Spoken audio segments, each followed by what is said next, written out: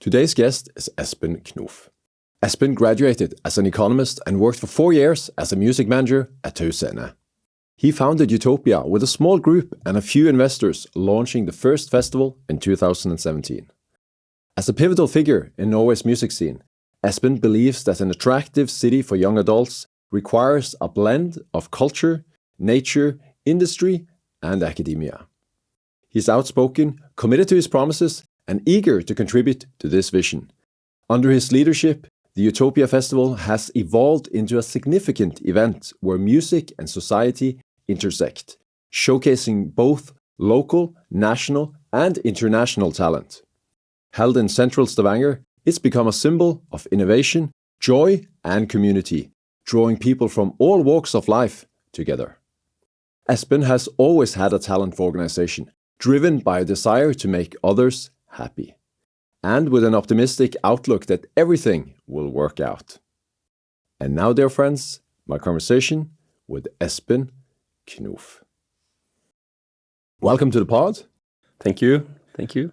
Along with a small group of people and a few investors, you founded the Utopia Festival, and you launched the first festival in 2017. Maybe you can tell us a bit about the backstory of how the Utopia Festival came to be and also the early days of the festival. Yeah. Well, for me, it was pretty important to, for me, when I live in a place, I want to have a place where I live, where it's fun, where things happen, where I can do things, create things, and make it big. And in some ways, I didn't feel like I got it in Stavanger. I felt it was a bit of a small city. People weren't very open to the culture and like the fun part of it. It was pretty much like everyone was talking about how you can earn money through work, and was a lot of focus on oil and the oil business and the oil industry.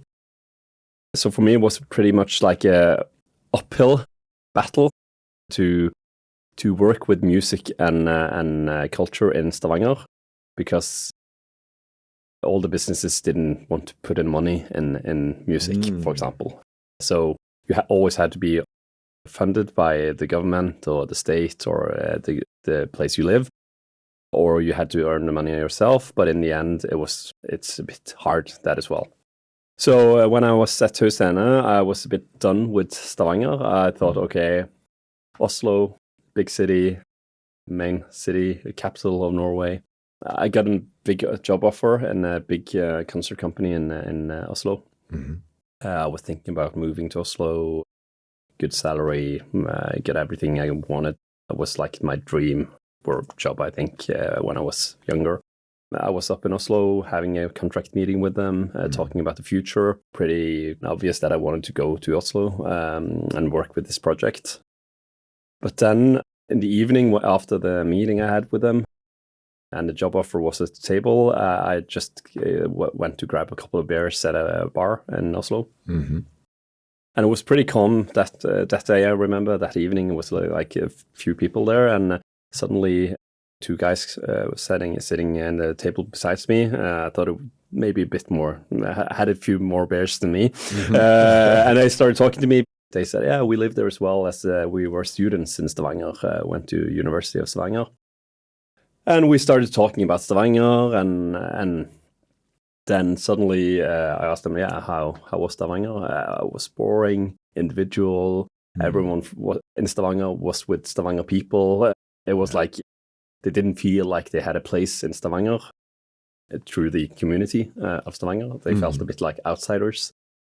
So understandably enough, for people coming from Oslo or other places, have a bit of a harder time getting to know people in Stavanger, because everyone was from Stavanger. They lived in the house or in the apartment of their parents, drove their mom's car to the school, then went back home again, hang out with their friends. Then I felt a bit hurt that they had this impression of Stavanger. It's still my hometown. So I went back to Stavanger, like a fighting spirit inside me was just telling me, okay, should I do one more effort in doing something fun in Stavanger to create Stavanger into something fun as well? I have a saying, I don't want to be old in a boring city. That's something I live for and stand for, like a mission for me. It's my own personal mission. I can do music. I can do big events. I have done this for 10 years. Yeah. That's where you can also gather a lot of people and you can build like your own community. You can build almost a society of people thinking the same thing. We want to have fun here for one weekend. So a big festival, easiest thing to do and, to gather people. Easiest thing to do also for doing something for the city, getting people to meet up and really talk about the city in a good way. So I was talking to something called Kulturkompaniet, which was an event planner management company. They also had the same idea about doing a big festival or doing a big concert in Stavanger. So we teamed up also with a friend of mine, an old friend of mine called Stein Bjelland, who was an entrepreneur in music business. He's living part-time in New York now. He was my mentor when I was younger in the music industry. Very cool guy. He played guitar for a band called The Getaway People. Yeah, that's right. Yeah, first Norwegian band, I think, who got a contract in the US. A record contract with Columbia, I think it was. I think they toured like 180 days every year in the US, just around with Dave Matthews Band, a big another cool band from the US. And had a lot of songs and a big television series in the US at that time in the 90s. We teamed up, three of us, spoke to a company in Ålesund in the western coast of Norway, who has called Momentum, which also had a big festival called Jugendfest in Ålesund, because we heard that they wanted to expand to other cities as well. And then again, we also had another company called Sky Agency in Oslo, which also wanted to expand. So we all gathered around for a nice dinner, fall of 2016. And then I had an idea of Utopia for many reasons. For me, it was like Utopia is to create the perfect society. There's also a book about Utopia written, I think, in the 1800s by Thomas More, which I've read. It's not a very nice read because they want to take away the weak in the community to create the best society. So for me, it's not a point to take out any weak ones. We want to include them. But that was like the book's relationship to Utopia was that. But for me, it's more like creating the perfect society for 2 days. And the perfect society for me was to gather a lot of people from different backgrounds, different ages, to just be together for 2 days, having fun with the same interest, music and meeting and having fun. So we sat in the dinner. I told them I have a dream about Utopia. The name, I was 100% sure about the name. Non-discussable. If not, I would find new partners. If they didn't like the name, then bye-bye. But they loved the name. It clings good in English, it clings good in Norwegian. Some people say wrong, but some people say right. I'm not sure which one is the right one myself.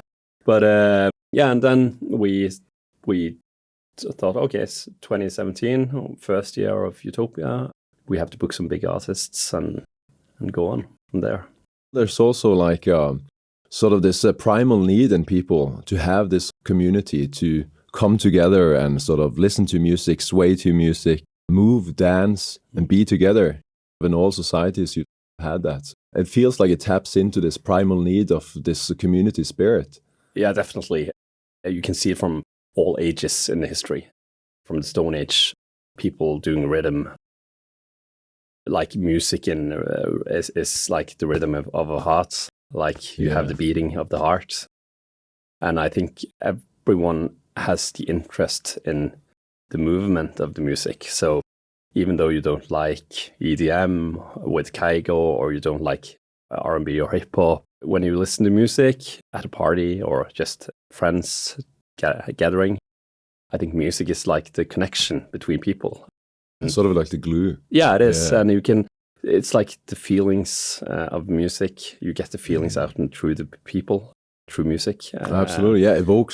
It tend to evoke so many feelings. Music, it can sort of take you back to a certain location with the smell and the sensations and everything. Yeah, as you say, you need to find all the senses in people. Like, okay, when you go to a restaurant,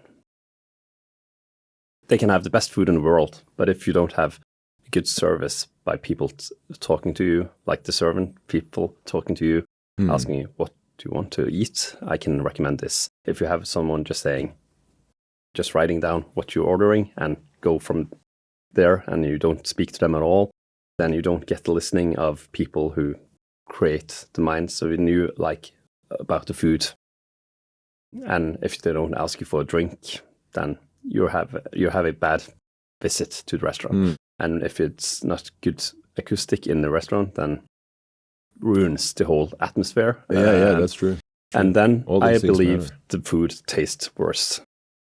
And that's important for the festival as well. I'm extremely bonded to making good music, but it's not the music which is like the main factor. It's the music together with the smell from the food stands. It's what you see with people dressing out in different colors. So you use the eyes, you use the nose, you use the ears. You can taste the food as well, or you can just have a good drink.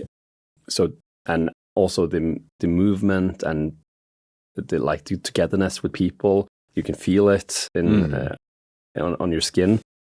So to create all those and touch all those senses is the main reason for doing Utopia. Yeah. And I think that's also the success factor for being successful with Utopia, is to touch people in every way you can with the music. The things happening on the stage, but also around the festival area, you have to it has to be a pleasant, nice thing to look at in some ways. And you create memories with your eyes, your ears, your nose, and your mouth. Yeah, absolutely. So, it's like a holistic experience. Yeah. And I really like this conscious, like you have a very conscious approach to this. What's the festival feeling that I'm trying to create here? And you have like this holistic approach. It sort of concerns all the senses, and it's like a full experience. And it's not just going to a concert. Yeah, I can see myself going to concerts as well. Like, okay, if you go to a concert, it's nothing else there. It's like, okay, it was a cool concert. Also, okay, it was a good pizza slice or whatever. But it's like, you don't get this, oh, I just have to be here. I want to be here more. I want to be here 2 days more. Want to be part of this. Yeah. And it's like when people walk out after 2 days of partying, they're probably very tired. They have had a lot to drink, but people want to have a day number 3. And that's the feeling you want to give them when they walk out of there, because always leave them wanting more, huh? Yeah. In some ways, I've thought about 3 days, but I'm not sure if I want to do it myself, because it's pretty hectic for me to work with. I can imagine. Yeah, taxing for the whole organization as well. Yeah, it's a lot of work. So you have to have a good stamina and also good mental health. I remember for myself, I think, one of the first major festivals that I experienced as like a holistic festival was back in 2003. I went to Roskilde. And to me, that was so many different things at once. It was like the community feeling. It was this feeling of coming to like almost like a temporary city where everything was like free and open, and everything was allowed, sort of, and that felt fantastic. And it was also like this merge between music and art and performance and all these elements coming together. And I've been to many festivals prior to that and afterwards, and there are few festivals that I feel have sort of tapped into that. But I felt that when I went to Utopia, there was these elements of art and performance and music coming together, and it was more like a holistic experience. You were part of like this lively little city or lively little community. And I think that matters a lot. Yeah, I'm happy for you saying that, because that's part of what we're trying to do. We think when you walk into the doors of Utopia, you don't have to walk out before it's finished, because you have everything there. You have different kind of food. If you're a veggie, then go to the veggie stand. If you're like meat, go to the barbecue stand of Texas barbecue. If you like rock music. Then we have some rock music up in the forest, and then one a small stage. If you like to dance to disco, then we have a silent disco place where you can just put on headphones and listen to whatever you want to. And we have like stands for like festival makeup, a tattoo shop. We have clothing shops. So I think for us, it's important that people can feel like, okay, we have to walk 200 meters to the next stand, and there we can find whatever we want to, whatever we need, and we don't have to walk out of the festival area. That's part of what we're trying to do. Most of the inspiration comes from Coachella, which I was, first time I was there, 2015, I think, have grown into much bigger than that afterwards. I took all the employees to Coachella last year to have fun for 4 days.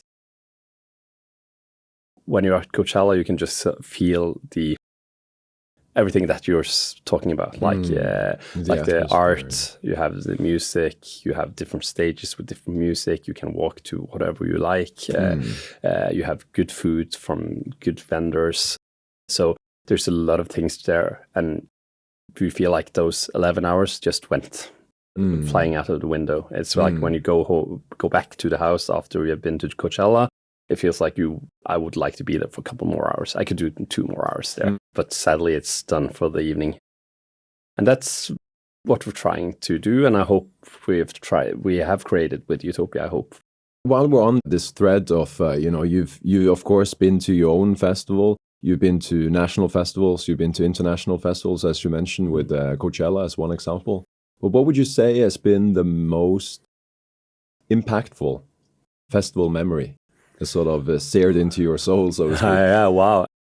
Well, I can tell a couple of stories then, but the first one I have to say is I was head of a festival in Stavanger called New Music and New Art, which was street art festival, one of the biggest ones in the world before, and also a New Music, which was a very small electronic underground music festival. I was festival manager there for 2 years in 2012 and 2013. I had 2 experiences there. We had an Icelandic musician called Olafur Arnalds who play chamber music, piano music together with violinists and merge it with electronic beats and music. We had it in the Stavanger Cathedral, like an opening concert, and I had a speech up at the podium before the concert, because it's like when you open festival, then festival manager always has a speech for the audience. And that day I remember because my mom was pretty sick then. She called me just like 10 hours before I was going on the podium, and I was just like, my head was filled with everything, and it was like 10 minutes to go, and she just called me and just wished me good luck. And then suddenly he started playing, and you can just feel like the walls was just like, it was shaking in the walls of the cathedral. You can just listen to the windows, because it was an old cathedral. It was probably hadn't changed windows for many 100 years, I'm not sure. But it was like, you can just feel like all the windows bouncing. Beautiful film music he's making. And it was all senses. It was goosebumps for everyone. People were sitting there with tears in their eyes for 1.5 hours, walking out afterwards. And very like strange thing about it was, after the concert, like when you have been to a concert, people are like, wow, it was cool, it was nice, I had a great time. But there you can just feel like people were just walking in silence. In some ways they had like a spiritual experience. Didn't talk to each other, they just were in their own like sphere. Their own space. Afterwards people were just like totally silent. It was people were just walking out, 700 people, not a sound in the crowd, because everyone had their experience of something special then. Some internal journey. Yeah, probably. And it was every kind of people there. It was like the finance people in suits and ties. It was hipsters and bohemian lifestyles of people going almost barefoot, and it was everything. And all of them had the same experience. And that's what I feel about music then. It can create something special bond between people, no matter what background you're in. We had people sitting in a cathedral who were Muslims or had other faiths, and gods to believe in, sitting there with tears in their eyes.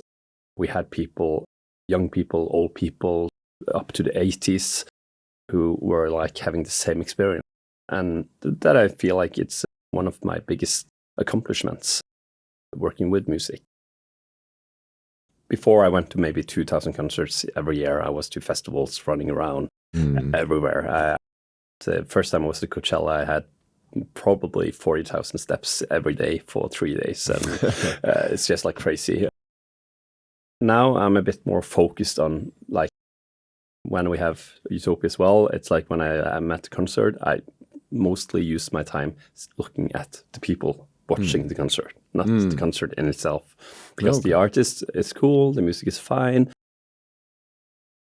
the stage setup is fine, but it's like just seeing the opposite way of everyone, like when like it touches people. Like you can go to a heavy metal concert and you can just see people, how the energy comes out of them. Like it's just like crazy. And for me, I'm working with people. I'm working with the guys seeing the concert, not the guys on the stage. So for me, it's like, how do they react to this band or this act? It's people what enjoying them, so they're having an experience. Yeah, and you can just see people like, that's like, for me, that's the concert in itself, to see people and the crowd. So, and there I've been to so many concerts, which is just like mind-blowing for me, to see the energy in people, to see people moving around, smiling, crying, dancing. Also, I had a concert with Mari Boine, a Sami musician, at a place called Folken in Stavanger. And not expecting this, but it was like, I was expecting a pretty old crowd, because she's an old artist. She's been very popular in the 80s and 70s and 80s. A lot of film music in pictures in Norway for Sami people. So I was a bit like, what can I expect? But then I standing in the gallery looking down at people, it was like, there as well, a woman at 60, 65, 70 years old, dancing together with an 18-year-old kid or girl, doing the same rhythms. They dancing in this different ways, looking at each other, didn't know each other from before. But then you could just see how it was connecting people in a whole different way. And there as well, like Sami music in that way is probably spiritual enough, but it's like, this spiritual effect on people there as well. You could just see like people from all different backgrounds. It was those big corporation people moving. They could feel it, like not their kind of, you don't see them like that every day in their lives, but that day it was just like, you go into yourself in a whole different way. So beautiful. Yeah, I think beautiful. We talked about how you sort of put together and plan and design the festival, and of course there's a lot of people involved in creating and making a festival such as Utopia a success. And some of these people are maybe part of a permanent organization. Some of them are maybe temporary hires. Some of them are maybe volunteers. And I would be curious if you could tell us how you sort of mobilize all of these people towards a common vision and towards a common direction, a common goal, and how you manage coordination and leadership for such an intense project, because it is quite intense. Everything is happening in only 2 days. Yeah.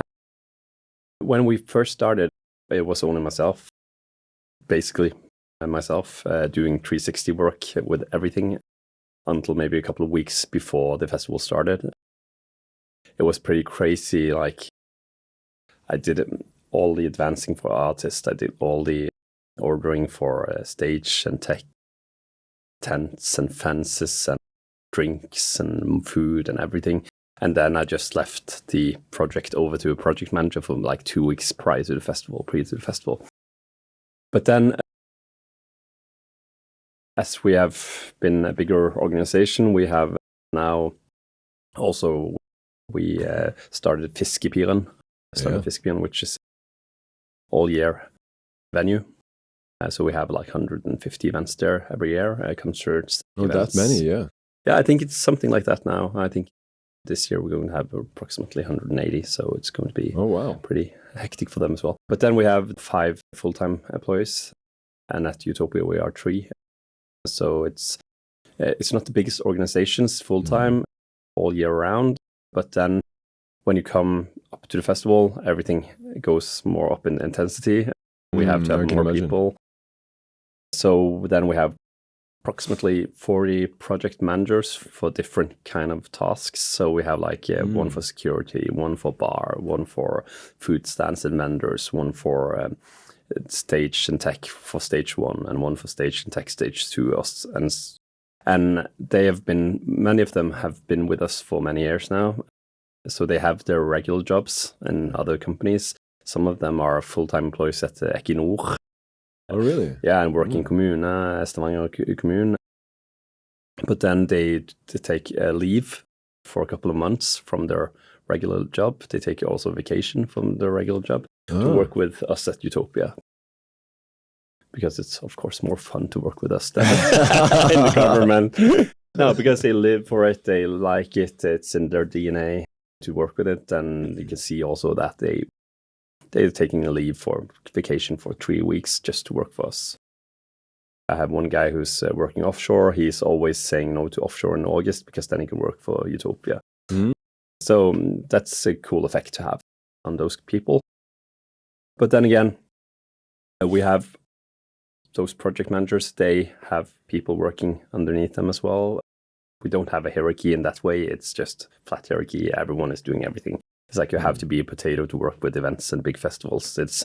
You can't walk, for a festival worker, you can't walk past 3 glasses lying on the ground empty without taking them up. It's like, that's what I'm doing as a festival manager and owner. It's like, for me, it's important for me to show be a good example, go in front to be a good example for the people who's working for us. So I'm always picking up things from the ground and going back to the toilet, seeing that everything is fine, doing all the shit work, as we call it. But then we have a lot of people working through football teams, clubs, like parents for football clubs, so they can earn money to the club. Okay, yeah. So we have what we in Norwegian call dugnad. I'm not sure what it's called in English, but it's like we have choirs, we have football, handball clubs, we have ski clubs, skiing clubs coming to work for us instead of going out to sell lottery tickets or to sell toilet papers as we do in Norway. It's a typical Norwegian thing, but it's like instead of doing that, they earn money to the club so they can go on a tournament in the summer or next summer or go to having a pizza party with the kids at the football club or buying new t-shirts or new jerseys for their teams. So we're approximately 500 people working from clubs and as parents for the clubs. And that's like they work maybe 2 weeks before the festival and until after the festival. So we have a lot of change of people. So it's not 500 at the same time. And then we have approximately 400 to 500 volunteers working free for us, just because on top of that, just because they love it. It's like people can work for one day and then get a free ticket for the second day if they work. Most of them are wanting to work both days. So a lot of them are saying no to the free ticket. They just want to work both days. Then people are coming from all across Norway. They are buying their own flight tickets from Bodø for 4,000 kroners. Just to work free for us. It's pretty crazy. We have a Facebook group for volunteers. People are saying if anyone needs a place to live during the weekend, if you're a volunteer, you need a place to live, then come. We have open apartment. We have 2 beds. We're free. We have 1 spare bedroom. Come and live with us. So it's been a bit of a community there as well. So and then we have all the people coming in who's delivering things. So we have approximately, in total, we have 2,000 people working directly or indirectly with the festival during those weeks. So it's a pretty big organization. And then it's important for me to, like as a leader, to get people to understand the responsibility of the festival, but also understand the vision of the festival. So for us, it's very important that we include everyone, that we take care of everyone. So there's a lot of volunteers who for some reason fell off in some ways in the society. You have people who maybe don't have friends, few friends, if so. We have people with disabilities.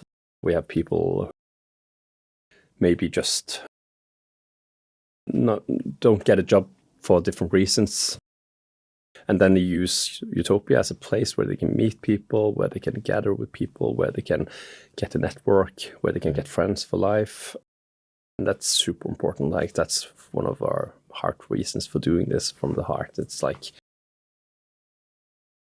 getting people to gather also in the volunteer section of it, because some of those don't have the same, what can I say? They don't have the same opportunities as we do for different reasons.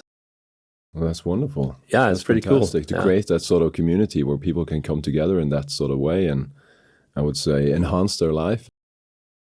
So many different aspects. Yeah, and I can also see, like, when we take these people in to work with us, the other working with the festival can also see what it means to us, and then they adopt it in some ways. Like, they adopt my vision into them through the volunteers and through the people that are working with us.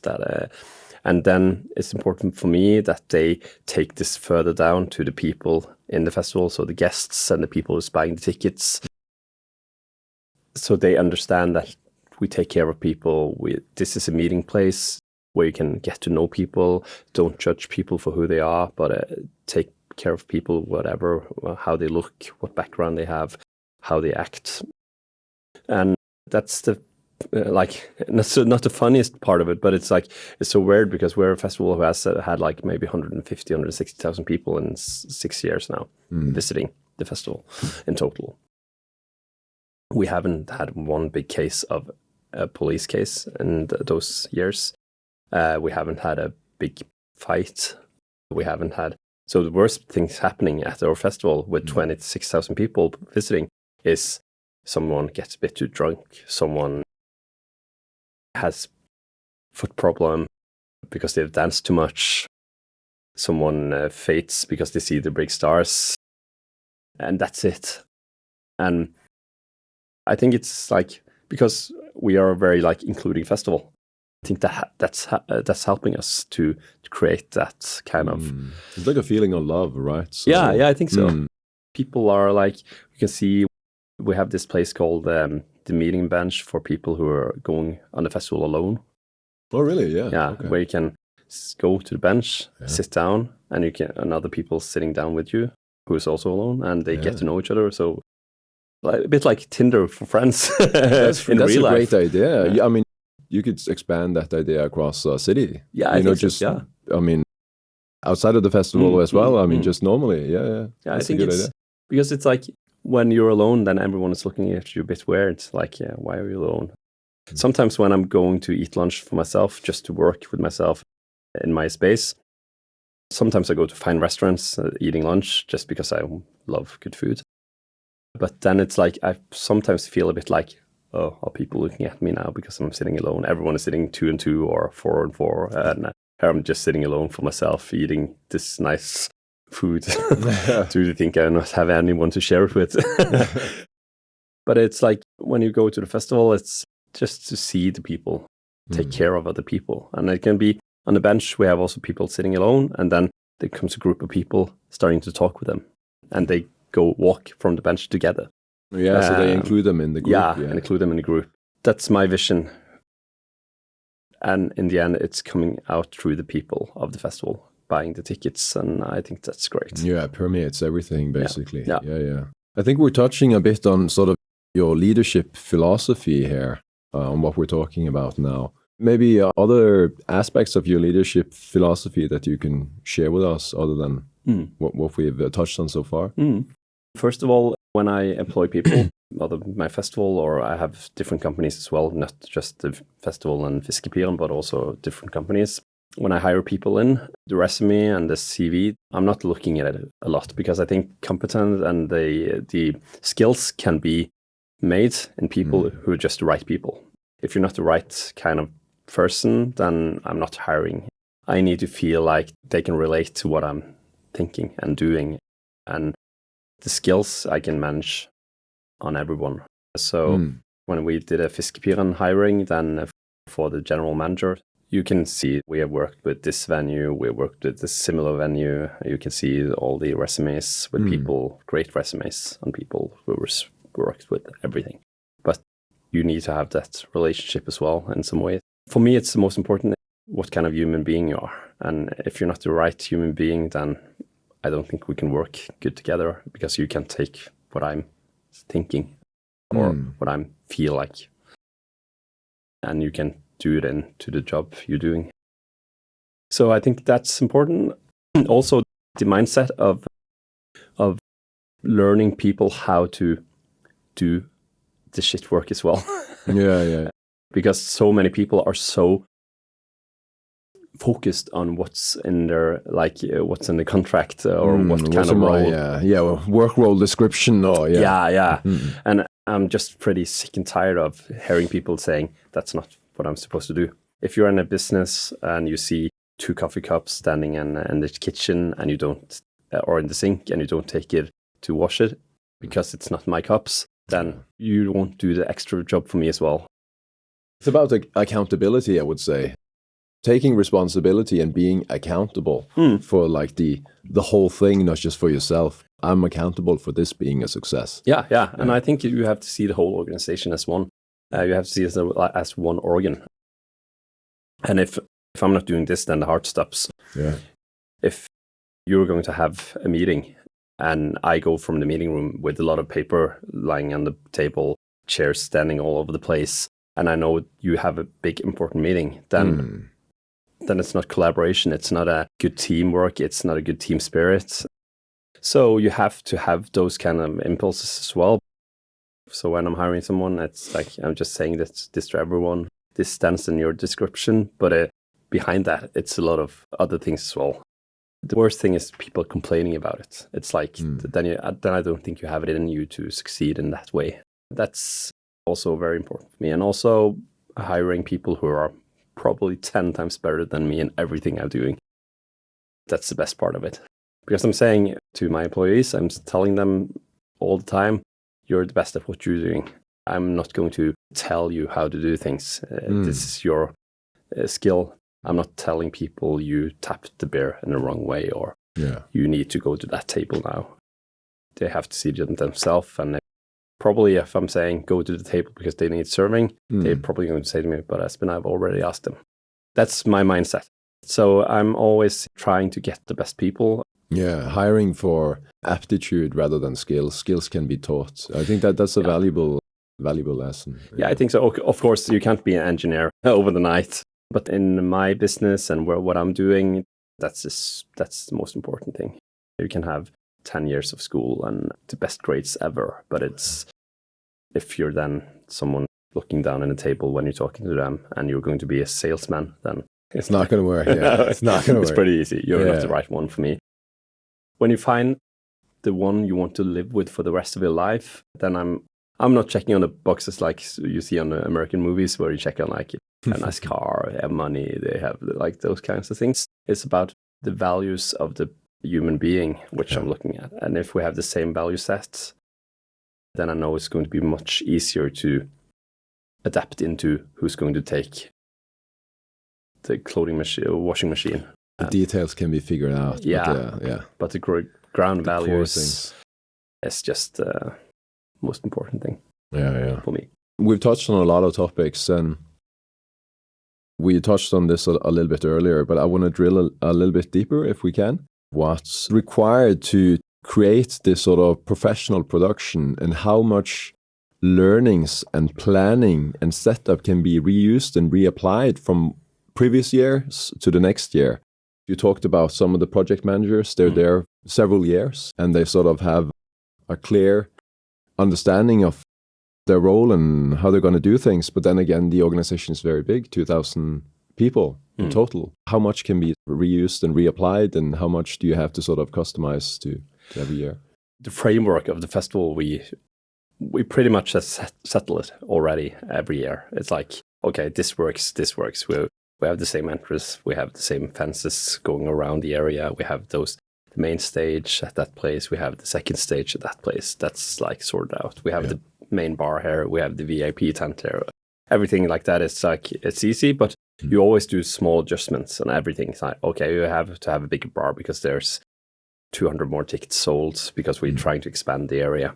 Those small adjustments are always there, also on the things that are templated. You always have to change in some ways. You always have to brand yourself in a new way. You always have to think a bit new. For example, we always choose one visual artist who's making big pieces for us. So every year we choose a new visual artist to make an installation. If it's physical visual artwork, then we sell it to our sponsors. And we also always, every year we have this auction to the sponsors so they can buy it. The money coming from that goes into what we call Case of the Heart every year. So we always choose one charity organization which we give the money to. We were the first music festival in Norway trying silent disco some years ago, which is like we put on headphones, you have 3 different DJs playing totally different music. So you have that one playing Christina Aguilera and Britney Spears. You have another DJ playing reggae with Damon or Bob Marley. You have one playing house with the old British or Berlin techno, and people are choosing the channels or the DJs they want to listen to, and they just dance in their own rhythm and sing. Most of them sing pretty false as well because they just shout out. We were the first festival trying it, and now it's been one of the most popular things. So it's really? Like, Yeah. Yeah, it's crazy. It's like nice. We have now 1,200 headphones available at all time. Yeah. But it's never available, not one headphone. And they play for 9 hours the DJs. Oh, wow, day. they do? Yeah. 9 hours. Okay. And but always it's crowded. Yeah. So you have to wait for the headphones. And we have it in this big forest. So we have this big tree over you with a lot of disco balls hanging down. And then again, we create the decor. So we create like all these visual things. We create every year new segments with new visions or new teams for every year. So we try to make some adjustments and change things, but always to change to the better. So we don't take anything away if we don't have a good replacement, which is better or cooler or more new thinking and more innovative. And also we have a lot of sponsors seeing this as almost like this job fair. Yeah, we want to have a stand with the tent, and then we want to give some pens out with our logos on, stuff like that. And we always say no to them.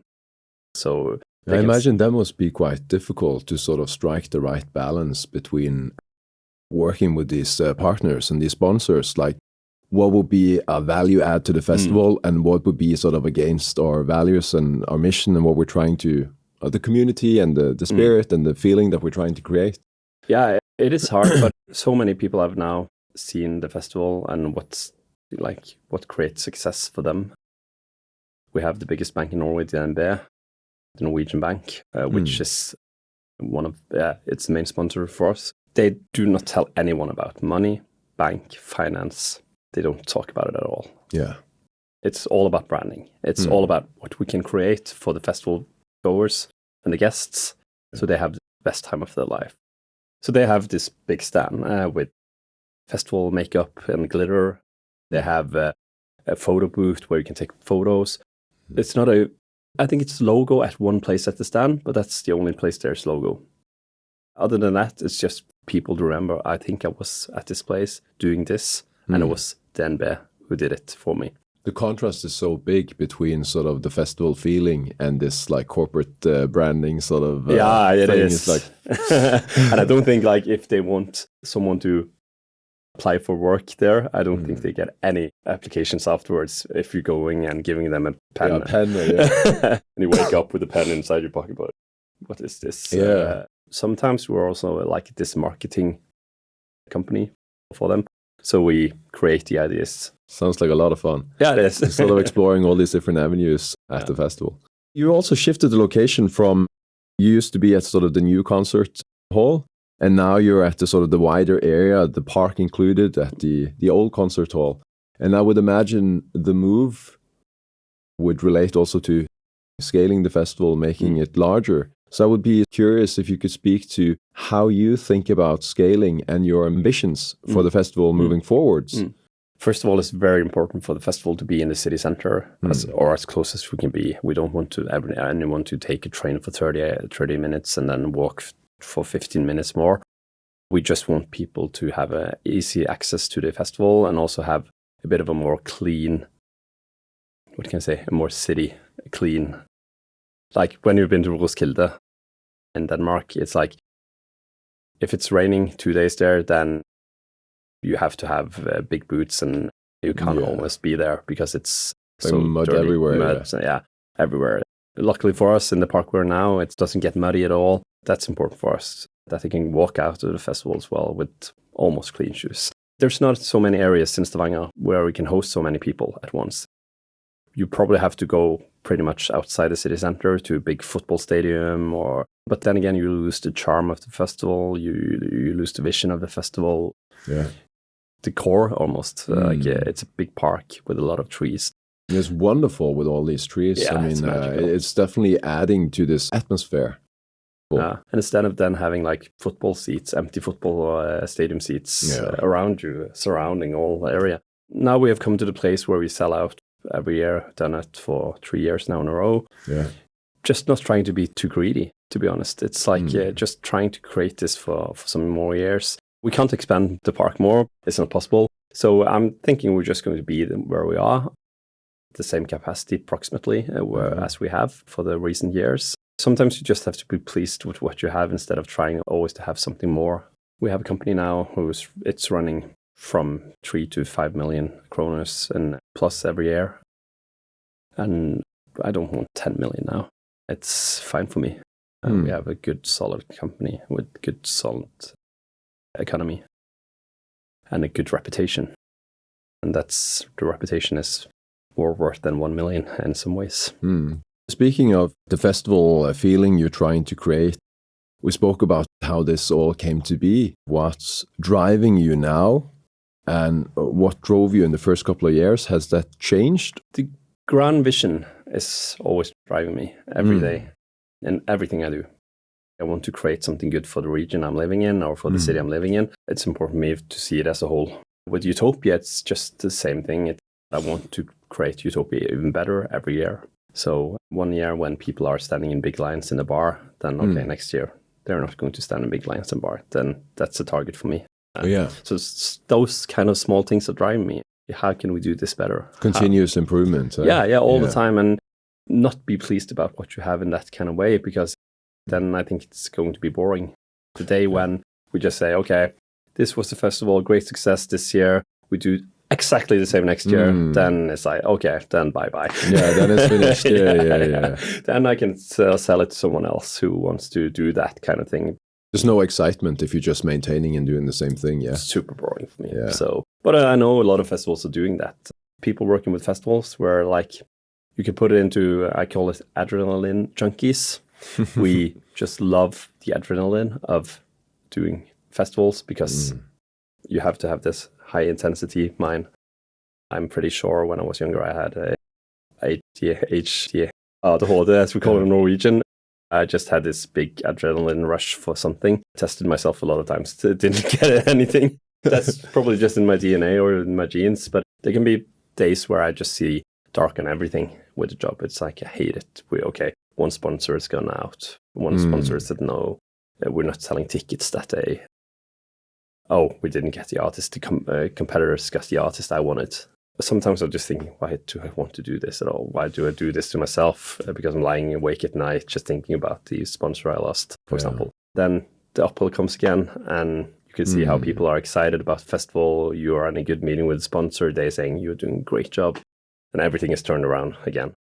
And then you get the artist you wanted, or at least the second artist you wanted from the competitors, and then it's like, even more. So you lose some, you win some. You just have to think about the things you're winning. Yeah, true. I guess it makes life more dynamic to have all these peaks and troughs rather than just, steady state all the time. That would be quite boring, wouldn't it? For me, at least. But I understand that people are in that way as well. And in the future, maybe I want that as well, but not now. Yeah. I guess there are different chapters or seasons of life where people are, drawn to different things. 100%. You want to create something exciting in this city for young adults. And you do this in part with the festival, also with Fiskepiren. With this in mind, who do you find the most inspiring? Where do you sort of draw inspiration and ideas from in this regard? I think most of the inspiration comes from myself and my experience, to be honest. But also, I love traveling. Yeah. I love to travel. It's like I'm addicted to getting out, seeing other things. It's not a big difference between French and Norwegian culture in some ways, but in some ways there's so much difference. And just seeing that and seeing young people sitting by the fountain reading for exams, or full cafes and shops of people just taking a glass of wine 11 o'clock in the daytime for the brunch. I get my inspiration from traveling a lot. Just I want to have some of those cultures coming to Norway, because it's like when you sit here and I go to a place called Osthuset and we can see a couple of ladies drinking wine 11 o'clock, you think they were alcoholic people. You think they have a problem in some ways, especially on a Monday or Tuesday or Wednesday. Then I see what you mean. I totally get what you mean. Yeah. So, and then you see people lying in a park reading a book, and it's like, don't you have a home? It's like people can think those kinds of things in Norway. It's like, or can't you read inside? It's in the cold. I want a bit more of all cultures to create something. So my inspiration is mostly from traveling. Yeah. Also, as you introduced with the biographies, it's important for me to see how people are inside their heads, and some ways come into their head. So I get a lot of inspiration from Jürgen Klopp, who's old former Liverpool manager. I read his biography. He has this special mentality towards people and a human person, which I'm learning a lot from. And sometimes I just have to open a book to just find myself in some ways. Yeah, you remind yourself for you refresh your mindset. Yeah. The reasons for Utopia Festival is just about me being afraid of being boring. It's like, but if you walk in Stavanger then on a Tuesday, these streets are empty. Streets are empty, yeah. And that's in the middle of the city center of Stavanger, the fourth biggest town in Norway, the third biggest region in Norway. I want to see students sitting at cafes, working in groups. I want to get inspiration from them, walking around with new clothes. Okay, that's the trends. That's cool. I want to be like that. I want to feel younger. See what you're saying, yeah. So I'm trying to really maybe do a mark on Stavanger myself then, because no one else is doing it. And that's probably my inspiration in some ways. Yeah, scratching your own itch, basically, yeah. So I don't have any models I've seen or worked with, but it's just like being in Austin, Texas, tech city, a lot of young tech people coming from all across the world. Yeah, that's definitely a place flourishing now. Yeah. I would say it used to be like San Francisco and California where everything was happening, and now everything is blossoming in Austin. Yeah, it is. I was there the first time in 2019, something called South by Southwest, Tech Mess, and also music and tech together. Blended together. Yeah, it is 100%. And just to be there was a super inspiration for me, seeing how the city, a pretty boring city in some ways, because it's built so boring. It's built like a typical American city. We have these big skyscrapers, and then you have the suburbs with small tree houses and stuff like that. People are in a different mindset in some ways. Like you have people standing there reading poems at the middle of the day and just don't care about nothing all than his poems. I'm not sure about the poems though, but just the feeling. It's like we talked about with going to the festival. Then you smell tacos on the corner, and then you see people sitting on the corner drinking a beer, and then you see someone jogging around, and then you can just have all those elements into one picture. Yeah. But in Stavanger, some days in Stavanger, I still feel like it's a bit of a grey picture. Yeah, it's not as full of life. No, it isn't.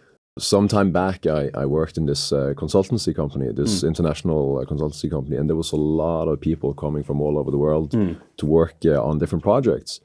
And all of them said, where are all the people? when they walked around in Stavanger city center, like, where are all the people? There's nobody in the streets. Like, where are everyone? And no matter which country they came from, they all said this.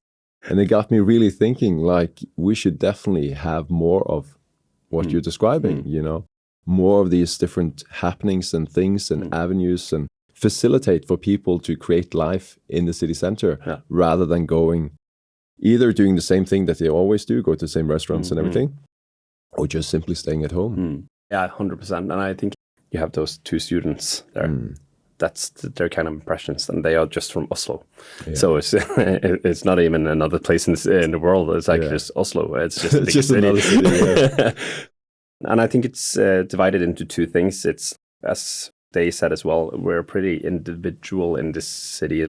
We're internal. We're if you haven't listened to Stavanger music from Stavanger artists, then you're not part of it in some ways, because you can't sing the texts everyone else is singing on the party.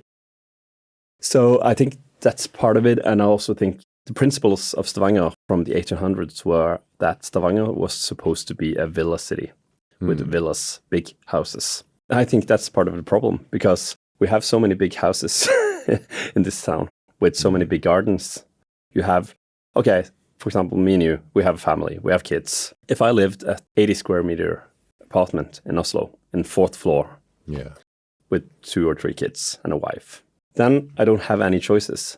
If I want to get away, just a couple of hours, if I want to just have to see the football match on TV for myself, I have to go out to a bar. Yeah. If I want just to meet up with a friend, I can't invite my friend there because it's just like a total mess. Then I go out to meet him. We go to a park. Then you go out to seek something else. But in Stavanger, most of us have minimum 2 floors house. We have minimum 150 square meters of living area. Yeah. And when it's nice weather, why should I go out? I can just go out to my garden. In the garden, yeah. So you're sort of self-contained, so to speak. You don't have to go out. Same thing with New York City, for instance, or most, I would say, at least capitals or large cities, that the population is so densely situated across apartments and everything, so you go out to do everything, and then the city becomes like full of community and life and everything because people are hustling and bustling everywhere. So there's definitely a lot to that that way of thinking. I think it's the easy math. If me and you and 500 other in our situation went out on a Tuesday evening because we didn't have any choices almost, then we would get the economy up in those, if it's just a bar or a cafe or a restaurant. And you get then the local restaurant. You go to the local restaurant, you buy from them 500 kronos that day, that evening. And then we get a more interesting city center. Instead, now we have all these kinds of big retail shops. We have all of them, Starbucks, Zara, McDonald's, like you see in every other city. No soul, Now, at least there's less and less of it. 1.5 car is the... that's the average, average of a family in Norway, or Stavanger, I mean. 1.5 car, we have a cabin on the weekends. We have a big house where we can just go to different rooms if we want to. That's sad. Then we don't use all of the things in the city. And then people then left in the city are seeing a blank city with no people. And the retails, the special retails, which don't have big corporations behind them, die out. It's a less interesting center for us to visit again. So you get into like a visual cycle. I think so. I would say if I want to create a change with what I'm doing, it's of course to build this kind of community in Stavanger, but it's also to be like a city developer in some ways, because I think we can foresee the future of the city, in which case where our audience, what the young people want, why they want to live in the city. We see all of those elements. So a lot of times when the Stavanger Kommune is building things there in Stavanger city, they call me to ask, is this a good idea? That's great. There? Should it be there?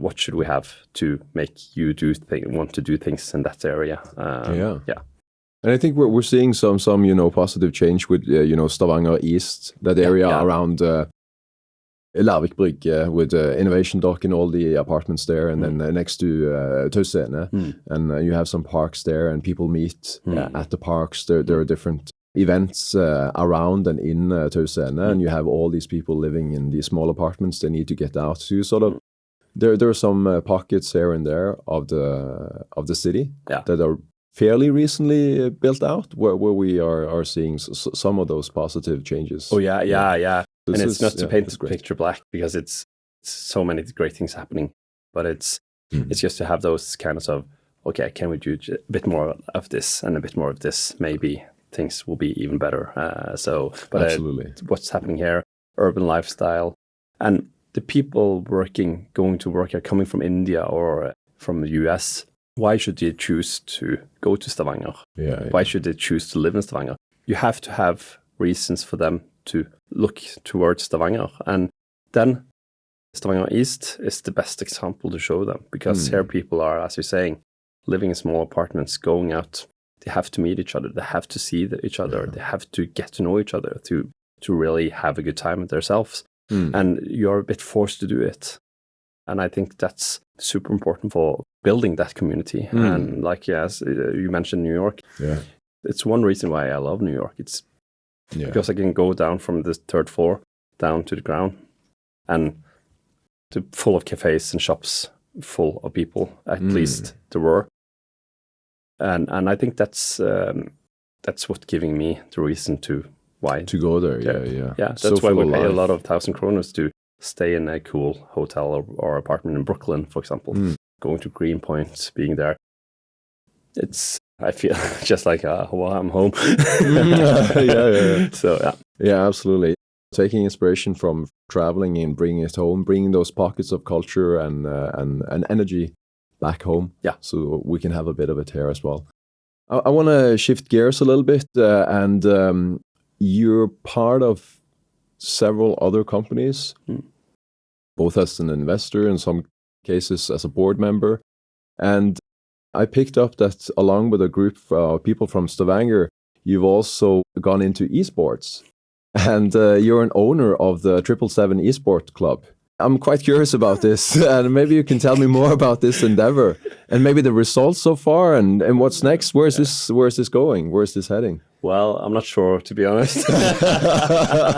No, this is a bit of a hobby project, at least for some of us. It started off with a lot of big artists in Norway. So the 777 community started with a guy called Kjartan Lauritzen, which is a big artist in Norway, and his brother Teddy. They gathered one called Aref, or Stig Brenner, which is called now. He's changed his name to his real name. And one guy called Boy Pablo, big artist in Japan and in Korea, from Norway. And different people from the music industry, big artists. Mike, the photographer for the famous band Karpe, is also part of it. They created 777, which was focused on esport, then focused on games like Counter-Strike and Fortnite. I had no idea that all these people were involved, and they're all sort of bound together by this love for esports. We wanted to break out of Norway, and we want to be part of the Champions League in esports in the end. I'm not a gamer myself in that kind of way, but I think gaming and music is pretty much like we talked about with South by Southwest.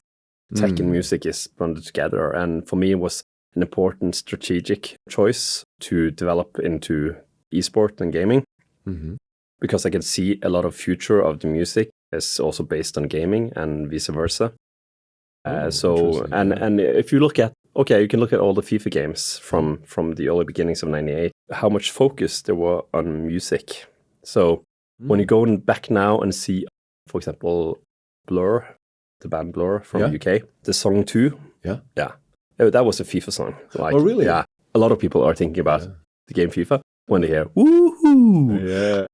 Now I made the connection. So I think it's important to look at the history of it, and then look at how we can create those kinds of events, for example. So we have this 777 events. We have had 2 years in Bergen in a row, where you create music, concerts together with gaming. I think it's very funny. I also remember when I talked to Stavanger Symphony Orchestra about building Minecraft with music and wow. yeah, That's a fascinating inside of collaboration. Minecraft. Yeah. And they did that as well. But one of the reasons why I did it was because, okay, it's fun. It's giving me a big network. We are a group of Stavanger investors investing in this, co-owning this company together. Yeah, in the 777. 777, yeah, okay. yeah. I think for us, it's a bit of a fun project. In Norway, esports isn't that big yet. So maybe we were some years ahead of ourselves in some ways, because I was down at Köln, I think it was, some years ago, in a big esport event. And then I was told, it was just like, I was invited down to see because they wanted me to see if I can do something in Stavanger or Norway in general with the same event. And it was like this big stadium, 15,000 people, and a lot of corporation people, a lot of like these suit big finance company investors being there, cheering like it was a football game. It was just crazy. Throwing beer up in the air, and when people were killing someone at Counter-Strike, it was a hooray! So it was just a bit like shocked, and it was this big show with a lot of lights. It was just a crazy feeling. I think it was that day I was just like, okay, I have to do something with esports. 777 is more about facilitating for the players to have a place where they can train on the mental health and also the physical health. And also, for me, it was important to invest in this because taking down the barriers about gaming being something bad. People are thinking, okay, it's only nerds gaming. If you're gaming and you're over 30 years old, then you don't have a life. I think there's a lot of those theories about sort of stigma. Yeah, 100%. And for many people, gaming is a very important thing of their mental health, even at a high age. Also, I'm very glad to see like how the movie at Netflix, Ibelin, which was released for a couple of months ago. I haven't seen that. It's a great movie about the community of World of Warcraft. Okay. I have never played it. I had a couple of buddies playing it, and when I saw them playing it, I was just like, what the hell? Running around as trolls. It was meaningless to me. But it's like when you can see these people getting together, it's sort of community where you can be yourself, you can trust the people you're with, you can fall in love, you can do all these kinds of social activities as well, I've heard, especially in like World of Warcraft and these sort of more immersive worlds. Yeah. And for the main character in Ibelin, he has a disability. He just had to wait to die, and he couldn't move. He sat in his wheelchair, and in the end he lied in a wheelchair, but he had a life through the game. That's amazing. So he had something worth in his life to live for. And that's fantastic. Yeah, for sure. But I'm not sure 777 is going to be, hopefully it will be a success in the long term. We have had a lot of new investments in it. We put in money in it afterwards as well because they need it. But it's a future project, I think. Maybe in 5 years we have a Fortnite player playing in the Champions League. I'm not sure. Yeah, that would be cool. And that's big money.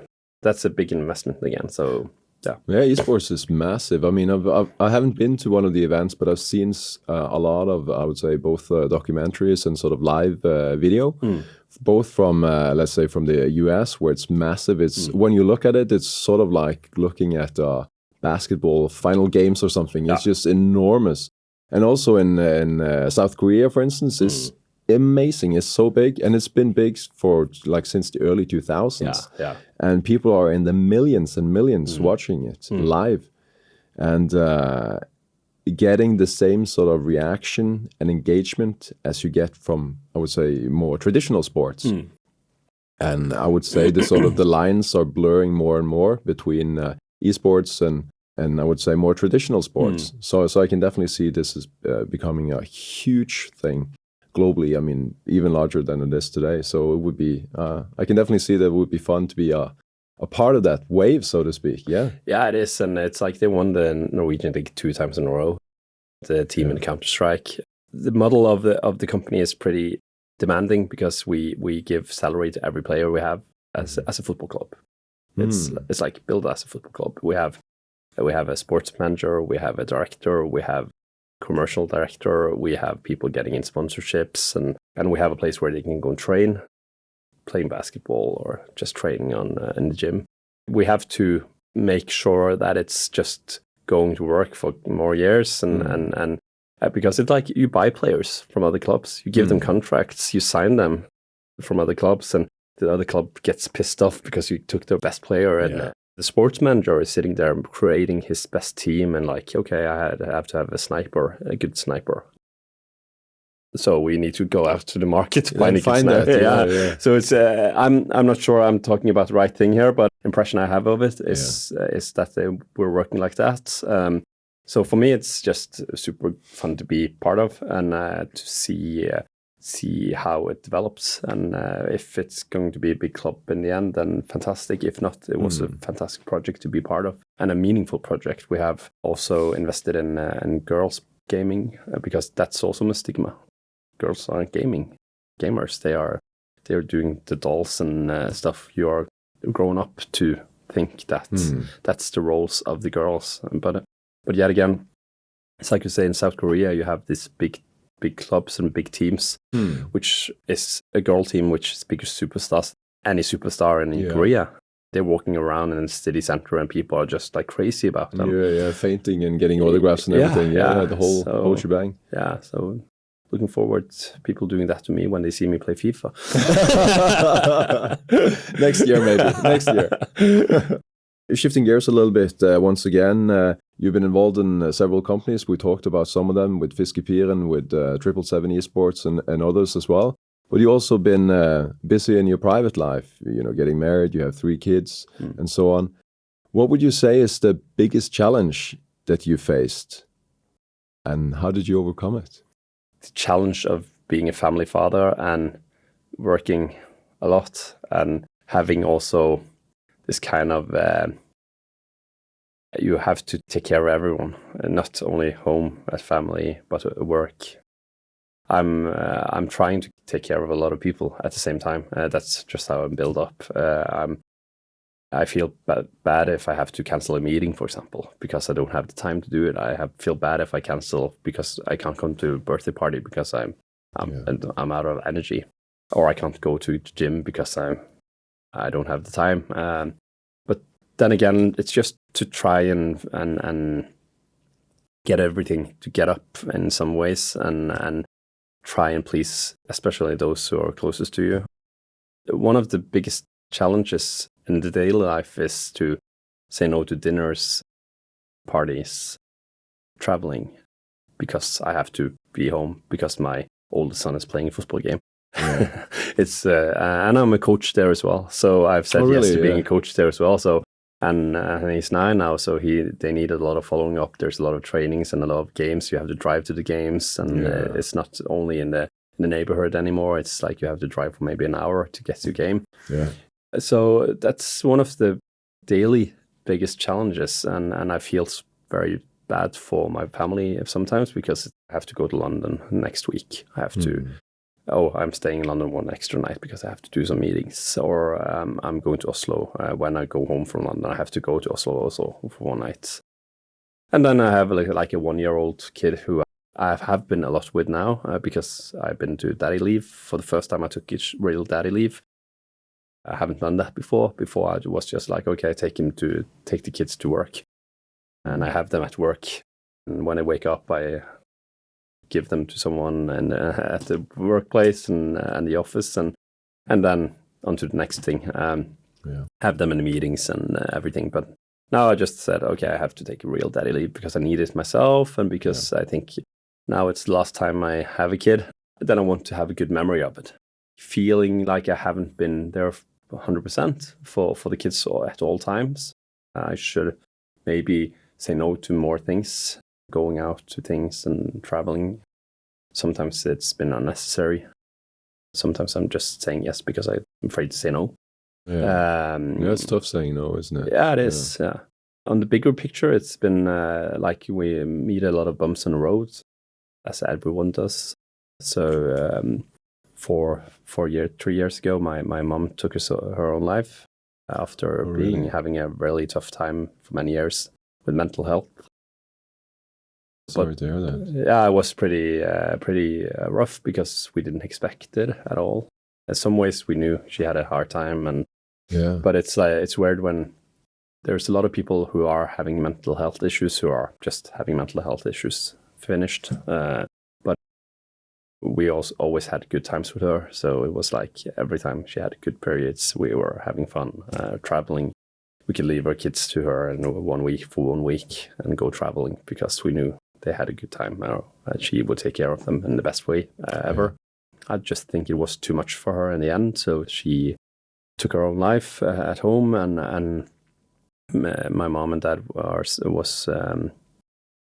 had gone separate ways some years before that. So I'm the oldest brother of 3. So a lot of the responsibility, and this was in the middle of COVID, was on me for preparing everything. Funeral. We had a COVID funeral where we could only have 120 people inside, hearing all the histories, people who were loving her and people I didn't know called me and told me and sent long text messages to me, and everyone was just like super nice. I met a pretty hard wall there. My wife called me and said, you have to come home. I was at work and she had a home office. I drove home, just thought it was something she wanted to speak with me about, or something I've been a bit of an ass about or anything. But then I thought it was a bit weird as well, asking me to get home. Why could you just call me and say it to me? But then there was a priest sitting there, and I knew immediately that, okay. And the worst part of it was Mom called me the evening before and asked me if I was okay, if I had a good life, if I felt comfortable, if I was in love, if my kids were fine. She just wanted to tell me she loved me, and I couldn't see the signals because it was such a long call. So like it was 20 minutes or something, and in the end I was a bit pissed off because we were working with the house. I was painting inside, and she knew I was having a bad time and just not having all the time in the world. So in the end I was just telling her, well, I have to go. Sorry, you can't call me now. Bye bye. And then the morning after, then they found her in her own apartment. So that was a bit like a tough thing. And then all the work afterwards, like I had to be clear in my head because I couldn't even be sad because everyone was contacting me for different reasons. Okay, we had to talk to funeral management company. We had to talk to a lawyer about everything, heritage and stuff. We had to talk with the family. I had to call everyone, members of the family and friends and everyone related to her, and also the people who watched over her when she had a bad time, these home nurses. And everyone was just talking back to me about how much it hurts for them, and I felt like I was a bit of almost a psychologist for them. Like you're sort of just absorbing all of that without having time to process it for yourself. Yeah, 100%. When I look back at it, I felt like a robot.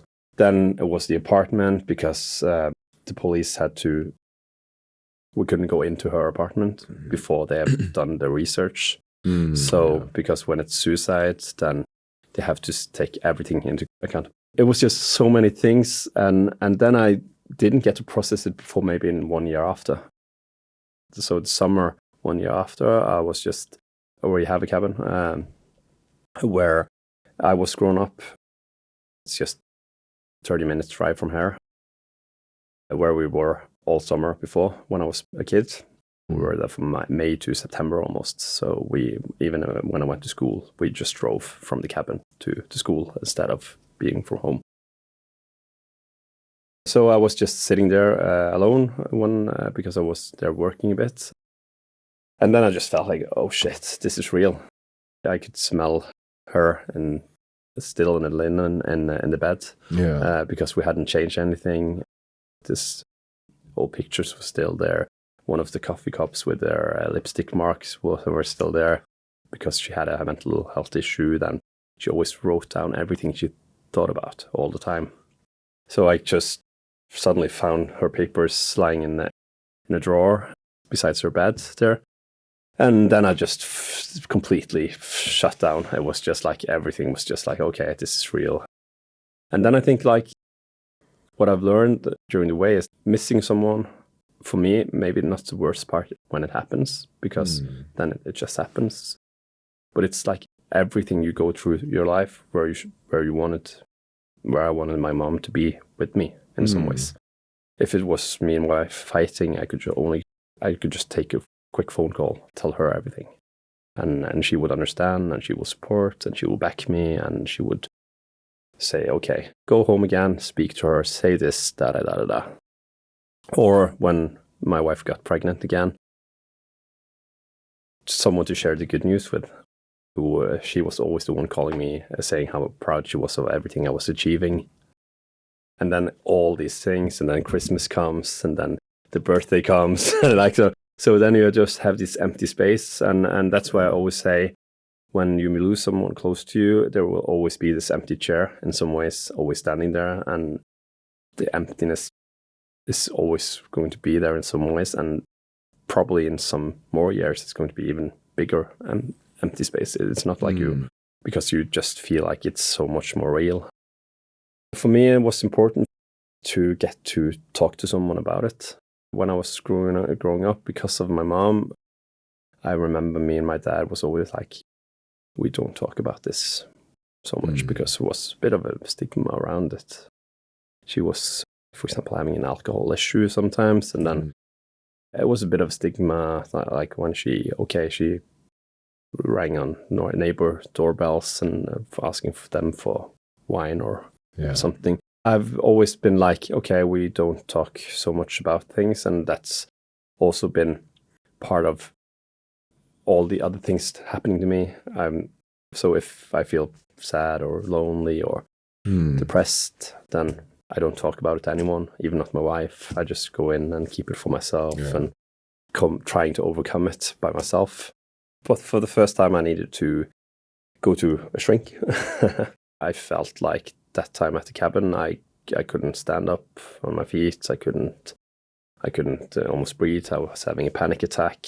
First time I've ever felt the panic attack, and me running a big festival, I should feel panic attack every summer, but this was the first time I felt it in this really rough way. Then, like, I really felt like, okay, I can't breathe. What should I do? So when I was at the cabin, I sent a text to my father, my dad, told them that I just feel this big miss for mom, and hopefully, and also afraid of losing him, because then I could just feel people around me disappear. So and he's the last thing I have left from like all my grandparents are dads. So, and then my mom, and the next thing him. I just was my mindset then. And I sent a message to my closest friends that I was at the cabin having a very hard time. I was calling my cousin, which has a cabin just beside us, and fortunately she was there, so she came in and we sat there for 2 hours just talking and going down memory lane about everything. When things have happened before, when my mom passed away, when people sent me text messages, I just said, thank you, this is going to be fine, we're going to manage this. Then it was just like, hey, I'm having a shit time. I'm really in a panic attack mode. Can't breathe, being at the cabin, not sure what to do.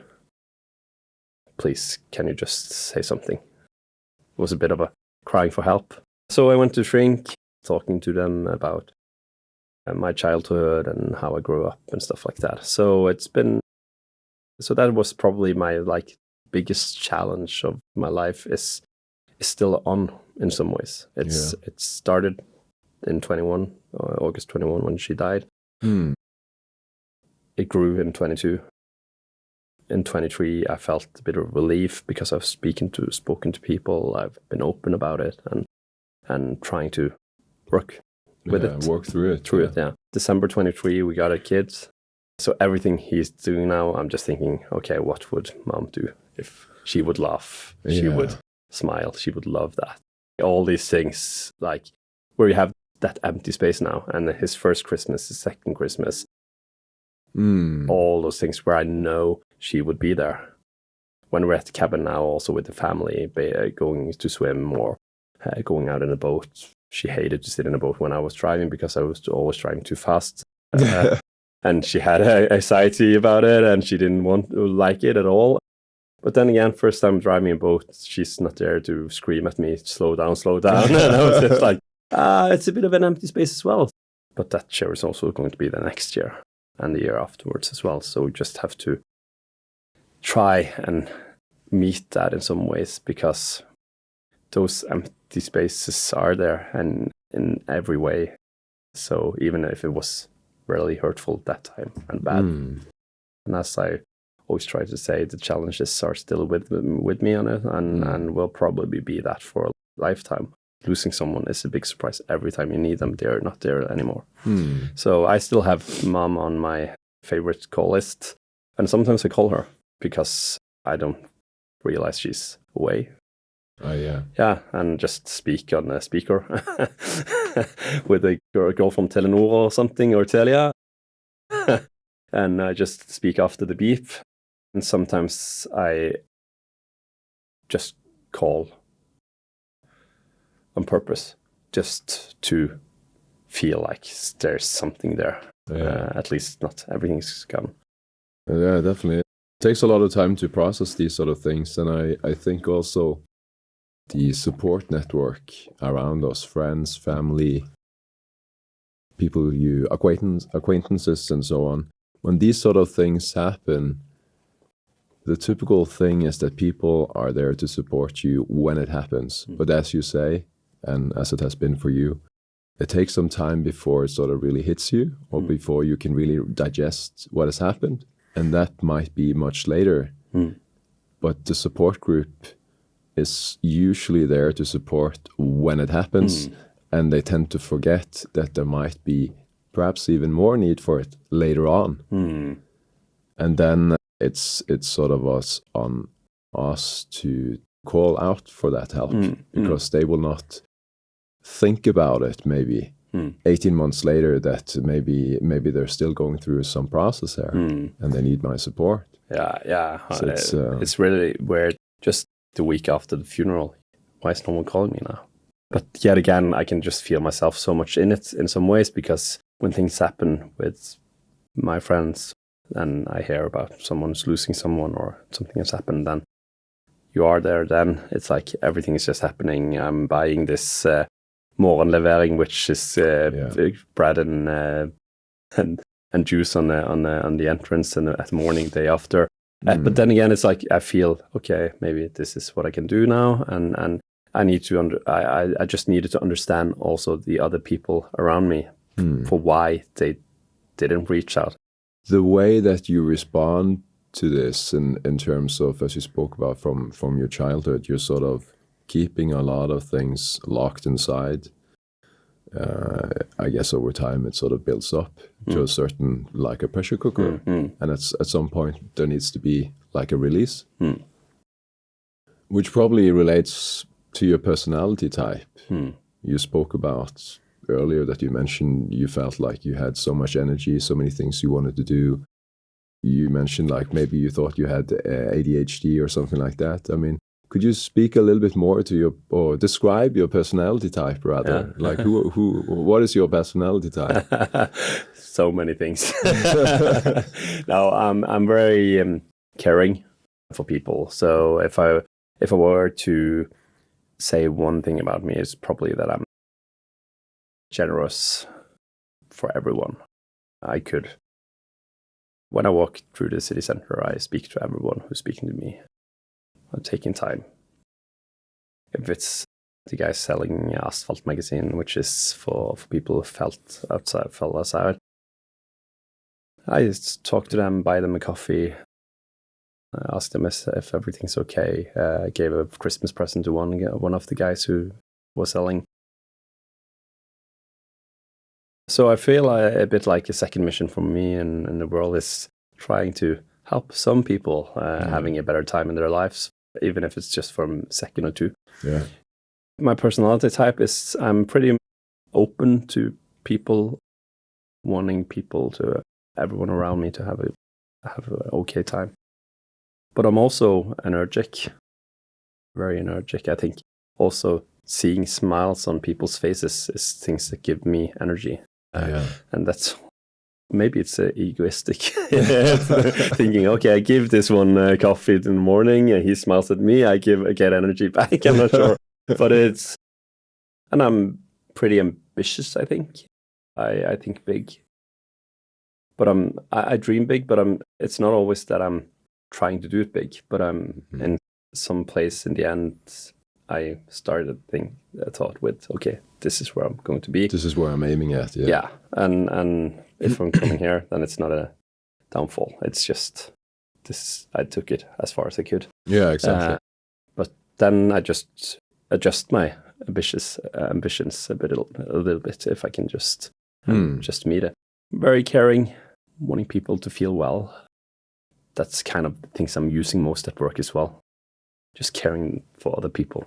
It's super important for me to be first at office because then I can make coffee for everyone. That's like, I don't want anyone to make coffee for me. I'm going to make it myself first. And sometimes it tastes like hell. But that's important for me that everyone comes to work and just go straight to the coffee machine and just take their coffee because I've made it. Being kind of a connector also. It's very important for me. So when I have a birthday party, and then I invite all my friends, all my wife's friends, and even if they have visiting friends of them, then they can come as well. And that's Christmas Eve when we have Christmas dinner. Then it's always my family and my wife's family together, and we do it at our place because that's how my home or our home should be like. Yeah, everyone's welcome, everyone's invited. Yeah, especially no one should be alone at least. So if my mother and father-in-law were alone at Christmas Eve, then of course they should join us. Everyone is just welcome. And even if it were like someone who's just texted me on my own and I don't know them that well, come to our place. Yeah. Just have to bake a couple of more potatoes and it'll be fine. Yeah. That's probably my biggest personality traits. Yeah, I have. What would you say is the most important skill you developed in your career and why? When I was maybe at middle school, I was a bit of a shy guy sometimes. Needed to have some time for myself as well. So I think maybe the human person perspective of it, people person, socializing in some ways, because I have to be over social in this job that I'm having. But I'm not doing it as a natural thing. So I think it's just something that's built into me after the time. Self-confidence, I think. It's like, I think maybe it's had those two components, like shy and confident is all put together in some ways, because when I get confidence, I don't have to be that shy, and then I see that it works, and then I get more confidence again. You can open up more and be more social and talk to more people. Yeah. 100%. And also, I think because I'm a bit more energetic, I'm not the systematic guy. I'm not the guy who's putting everything in schedules and schemes. I'm just doing it, and what we say in Norwegian, shooting from my hip. It's like just if I have a good idea, okay, let's do it. Let's do it. Let's roll. But now in the later days, I've been more conscious about what and how and why. And my skills, the best skill probably is I'm a very visionary guy. I think strategically. I read a book called The Reason Why by Simon Sinek. It's Simon Sinek, yeah. And I think my brain is worked a bit like that. When we started Utopia as well, it wasn't like we're going to make a festival. It was like, I want to make something that gives the city something better to live for as young adults, for the young adults. And then festival was the best thing to do. Because festival happened to be the answer rather than... Yeah.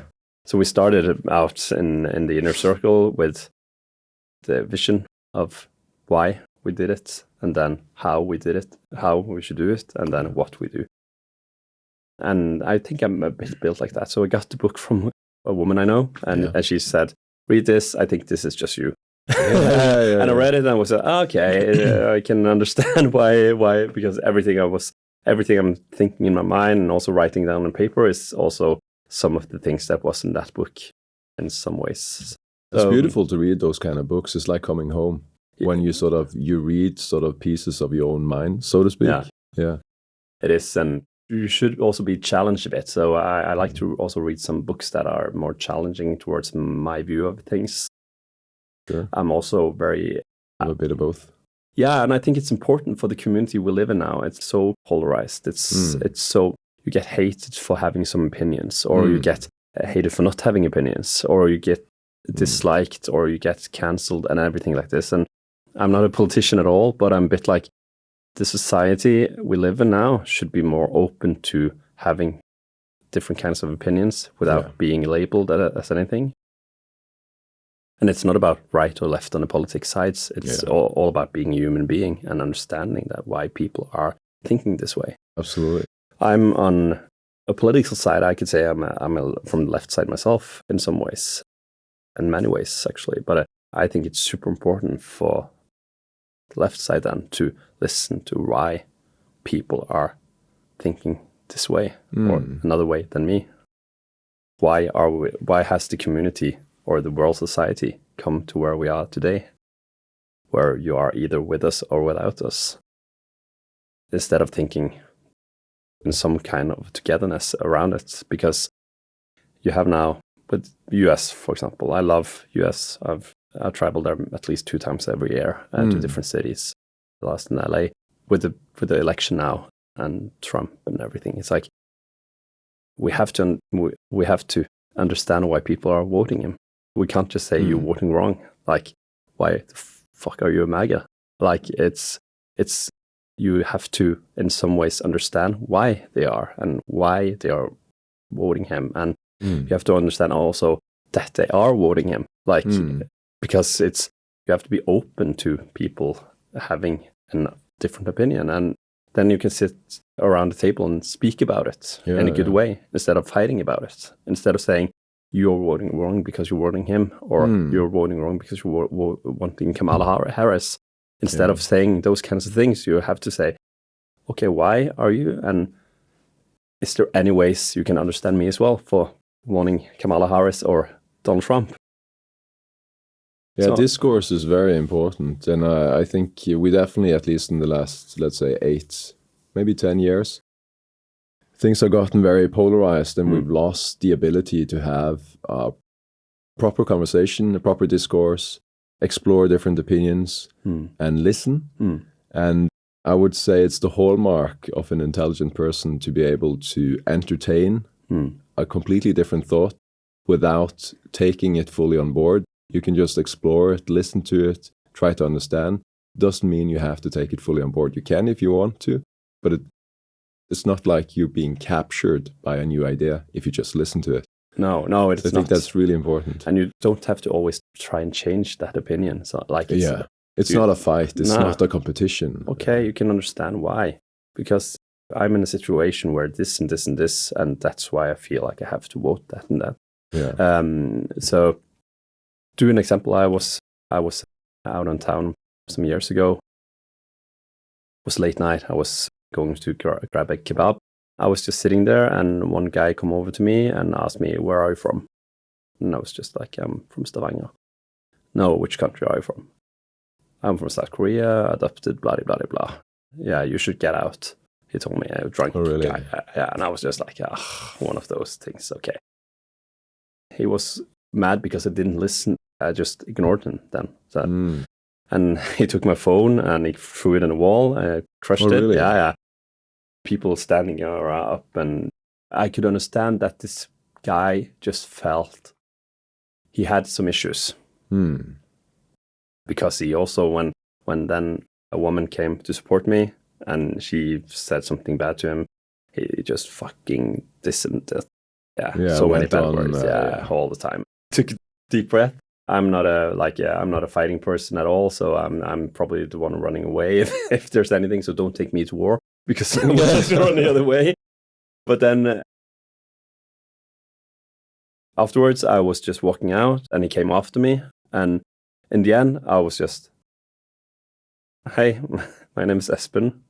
Should we talk? Do you need some help? Can I do anything for you?" And he was just like a bit like, he was a bit scared because Yeah. he was like, "What's happened now?" He thought I was about to do something to him or try and even discuss more or throw things at him or anything. You completely flipped the situation. Like, yeah, he yeah. did not because, expect that. Why should I? I'm not interested in any conflicts. And then we sat outside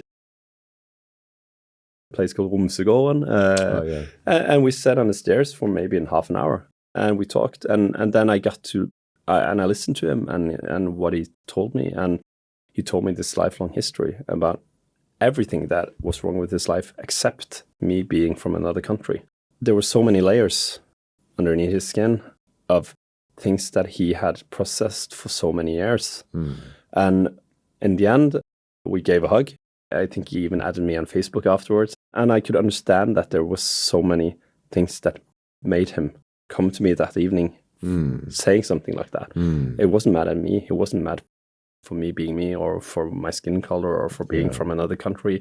Originally, he was just mad at his own life for something. And I think that was maybe the first time I felt like, okay, it's not a matter of if you're there or here or there. We're all human beings with different things and different baggage in our lives.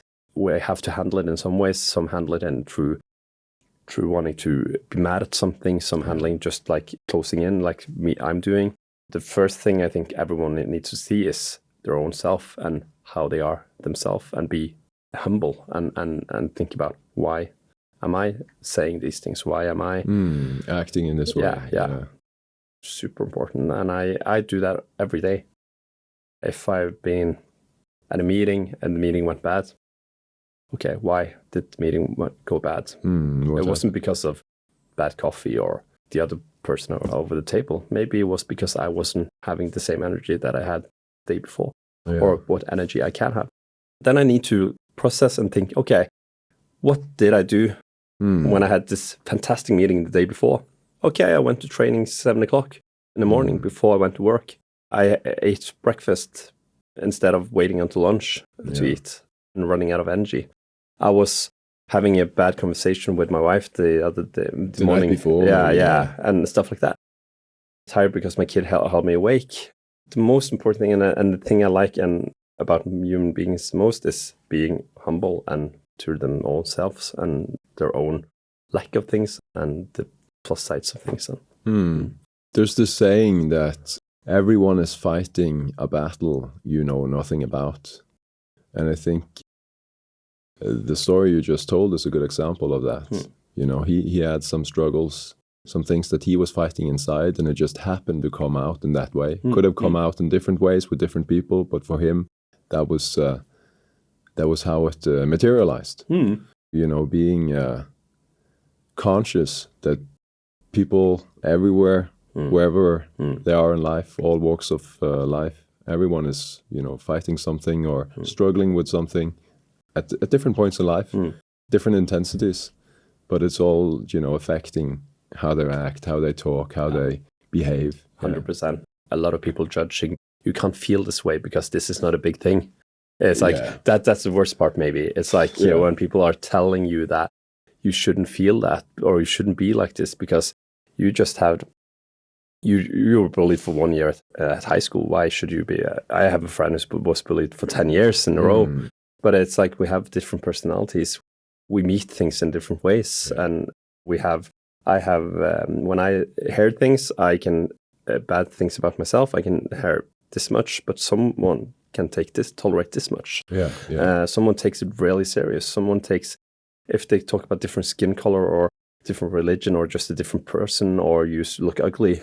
Different opinion or whatever. And then someone is tolerating this and someone can tolerate everything. The guy I met, for me, in my situation, it wasn't the biggest thing. Like, but I can say that to him, okay, but you should really just change yourself because it was this small. Look at me, how much I'm experiencing now. Instead, to have a dialogue and talk and figure things out together. And probably we're not going to be best friends an hour after, but we faced it there and nothing happened. And probably he went home sleeping better, I had a broken... Probably feeling much better than he did coming into the situation. Yeah, probably. For sure. Yeah. I think it's very toxic, the society we live in now. Yeah. We should definitely have more love, compassion, understanding, and more discourse. More speech is better. Yeah. In the last 5 years, what new belief, behavior, or habits do you think has most improved your life? In 2018, I was at the hospital for many weeks and months. Rheumatism, as we call it. And, I'm not sure if you know the name of it, but in term, rheumatism. Yeah. If you have one, it opens up for many more in the same category. I think I went down 16 kilograms in just 1 month. 1 month? Wow. Yeah. I was feeling... When I see a picture of myself, I was interviewed by this big newspaper, and they took pictures of me. It was not about sickness, but then I just see everything. My skin was just, my bones were out. Yeah. So it was like seeing my grandmother when she died, and she was in the last hour of her life. I felt I can see some similarities between it then. After getting good medication, I got to go back to my physical training and train again and work out. And I think working out, if it's just a small amount of it, it doesn't have to be 1 hour or 2 hours. It doesn't have to be 3 miles of running. It can be 2 kilometers of running or just walking sometimes as well, just getting fresh air. Being able to see the connection between the mental and the physical health. They definitely play together. Yeah, 100%. I can sleep even better if I have worked out. I can wake up in a better way if I've slept better. Yet again, the wheel that I'm talking about all the time. It's all connected, It's all connected. And I think a lot of it starts with the workout.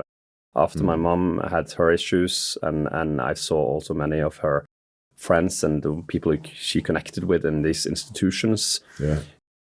I have a dream someday to open an institution myself for people with alcohol or pills or narcotics problems, where the main focus is, of course, mental health, but in a physical way. The workout, getting to feel better, because so many of these people just need to feel better inside themselves to really just comprehend things coming, the bumps in the road. It's a great habit and affects the life in so many ways, as you say. It's a very powerful tool. It reduces cravings and releases endorphins. You feel fantastic afterwards, and you get like a positive high. Yeah. When I started again now, some weeks ago, I just felt a whole different feeling when I went to work. Yeah, energy changes atmosphere and sort of your mindset, which then influences like everything else you meet in life otherwise. Yeah. What's an important truth that to you that very few other people agree with you on? The society we live in, I think, back to Twitter and X, when you see people writing, it's like I can be the one who's writing against them, but in a way that they might not expect, because I can say it in a way which makes people think, or at least read it in a way like, okay, you have some kind of different opinion than me, but you're also understanding my opinions and my side of it. And I don't think there's a lot of people doing that. I think it's like you have to choose a side, and I'm not open. Yeah, it's very tribal, isn't it? Yeah. Like everyone's fighting for their tribe and their view, and not too many people trying to bridge the gap. Yeah. No, so I'm not trying to like choose a side. I'm trying to think, why are you on that side, and try to be more curious about it. You've been involved in a lot of things. We've spoken about at least some of them today. But how have you come to define success? And has that changed over time for you? The meaning of that word? Yeah, 100%. Before I was more materialized, I think. It was more based on what I have, what I can show off. Sometimes I've been a bit more like, I wanted to be in the coolest parties. I wanted to hang out with the coolest people. I wanted to be a personality which people saw when they walked in the streets. The more I've grown up, it's been more of a hustle. Being that guy, it takes a lot of energy going to those parties. It takes a lot of energy speaking to people you really don't have that much in common with. takes a lot of energy walking in the streets, everyone asking you for how it goes or for tickets to the festival. They want a piece of you. And so all on, the time.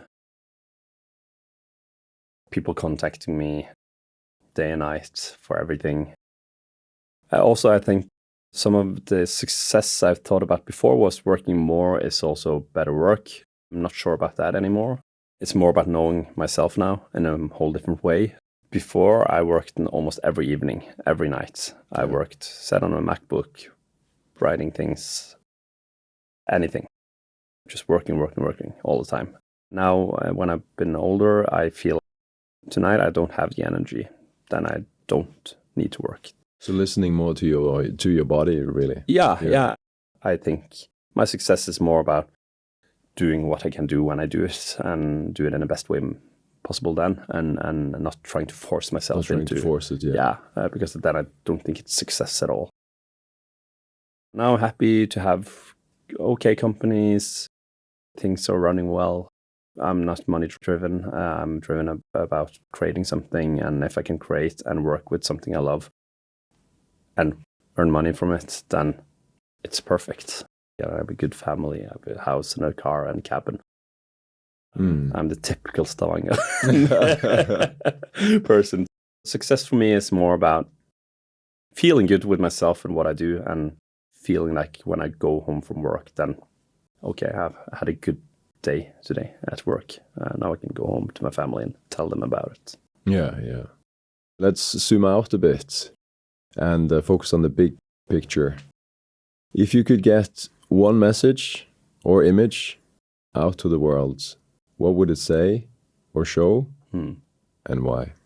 To always look at people from a human perspective. Try and share some kind of love either way. Even if you don't like it a lot, then try. Because I think a lot of doors will open by doing that. I think a lot of good conversation would open by doing that.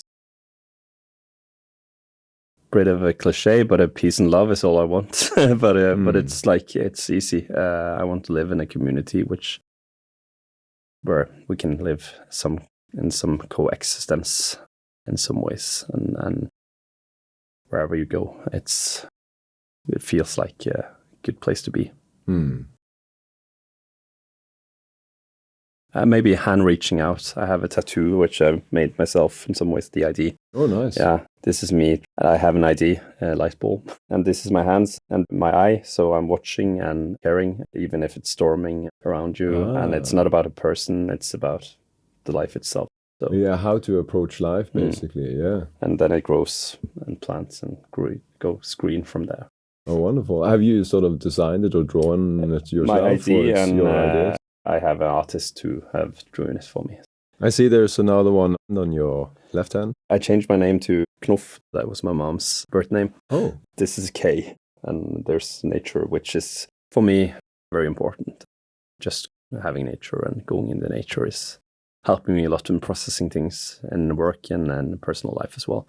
Tattoos is an interesting way to sort of capture memories and remind yourself of different things that you hold there. Yeah, it is. At the very end, I would like to hand you maybe yet another seemingly impossible large question. Okay. Just see what it all boils down to you. What is the meaning of life, Espen, as you see it? For me, it's about caring and helping someone else. That's the point of my life, at least. So when I have kids, it's about raising them in a good way, so they can take the best parts of me to their kids again in the future. And maybe put some of the bad things as something they should remember, but not carry forward. Yeah. But the point of life, I think, is in some ways create something for others and facilitate something for others. I think that's the point of life. And I think that's how we can also be human beings in 1,000 years from now. It's the only way. The way that they get too egocentric, just thinking about themselves, then I think we're done as a species. Yeah, I think so. And we're going to, unfortunately, go out and make wars.